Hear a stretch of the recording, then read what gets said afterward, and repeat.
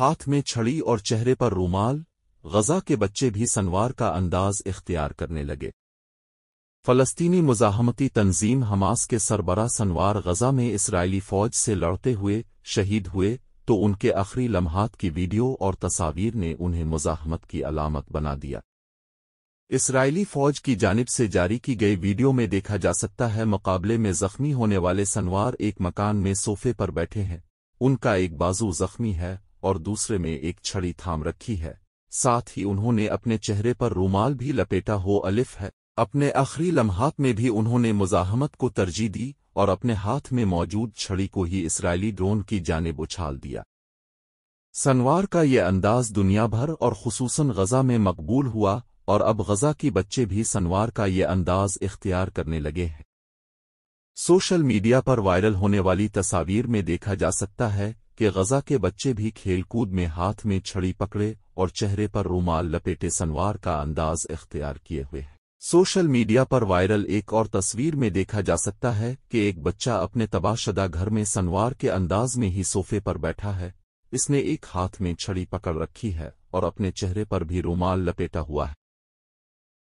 Hamas کے سیاسی رہنما سنوار نے آخری وقت تک اسرائیلی فوج کا مقابلہ کیا۔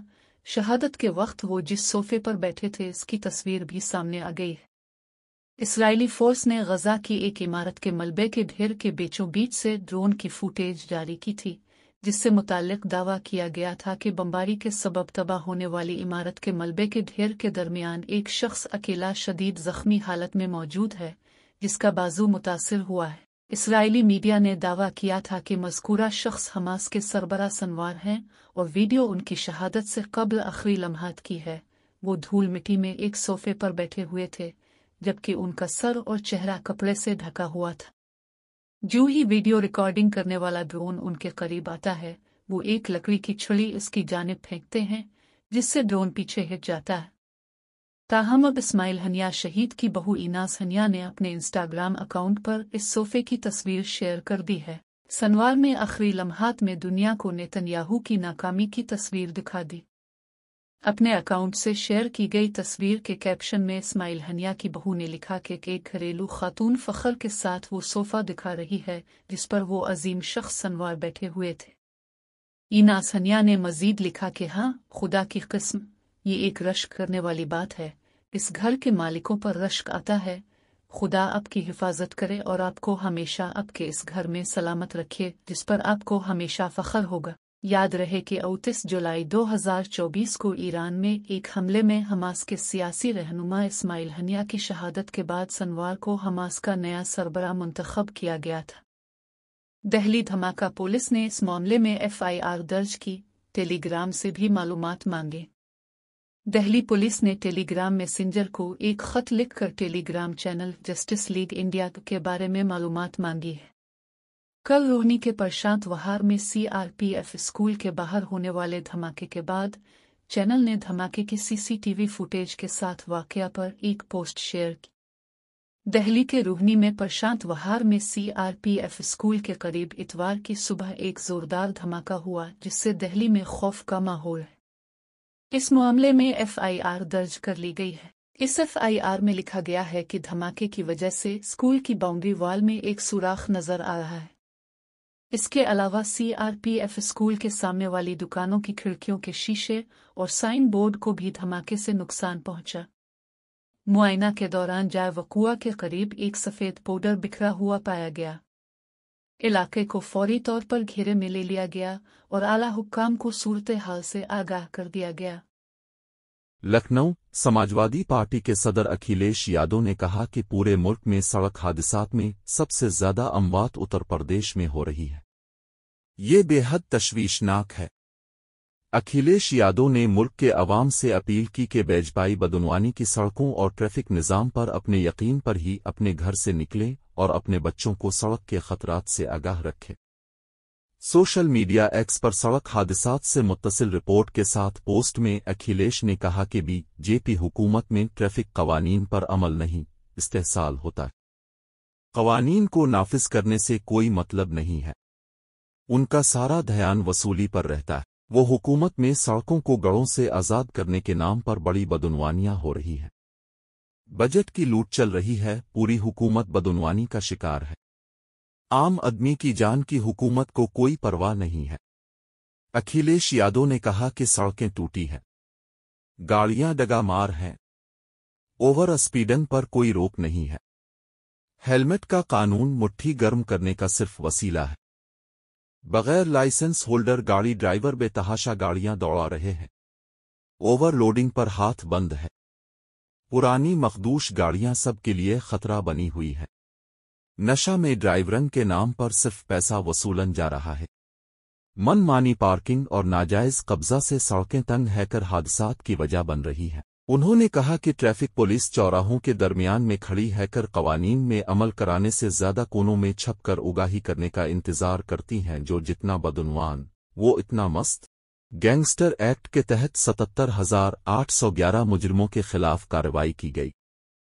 उत्तर प्रदेश के वजीर आला योगी आदित्यनाथ ने कहा कि 2017 के बाद रियासत में महकमा पुलिस में मुख्तलिफ असामियों पर 1,54,000 से ज्यादा भर्तियां की गईं। इसमें 22,000 से ज्यादा ख्वातीन एहलकार शामिल हैं। इसके साथ ही 1,41,000 से जायद एहलकारों को मुख्तलिफ गस्टेड पोस्टों पर तरक्की दी गई। उस वक्त 60,000 से जायद आसामियों पर भर्ती का अमल जारी है।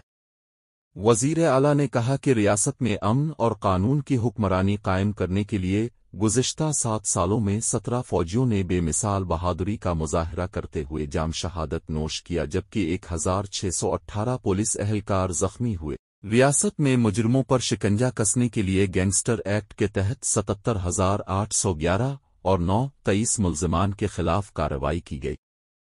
माफिया और जराइम पेशा गिरोहों के 68 मुकदमात में मुअस्सर वकालत के जरिए 31 माफिया और उनके 66 साथियों को उम्र कैद की सजाएं सुनाई गईं। इसके अलावा 2 को मौत की सजा सुनाई गई है। माफिया और उनके गैंग मेंबरान की 457 करोड़ रुपए की गैर कानूनी जायदाद जब्त कर ली गई। वजीर आला ने कहा कि एंटी रोमियो स्क्वाड ने 22 मार्च 2017 से 2 अक्टूबर 2024 तक 1 करोड़ 2 लाख से ज्यादा मकामात को चेक किया। इसके अलावा 3 करोड़ 68 लाख से जायद अफराद के खिलाफ कार्रवाई की गई। इस दौरान 23,375 मुकदमात दर्ज करके 31,517 अफराद के खिलाफ कानूनी कार्रवाई की गई, जबकि 1 करोड़ 39 लाख से जायद अफराद को वार्निंग देकर रहा किया गया।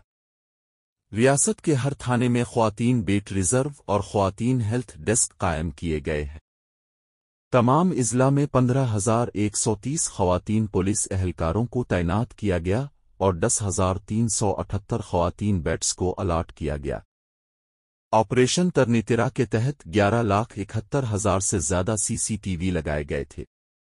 कश्मीर नहीं बनेगा पाकिस्तान, फारूक अब्दुल्ला ने दहशतगर्दों को दी सख्त वार्निंग। कहा, ये ना रोका गया तो बुरे नताइज भुगतना पड़ेंगे।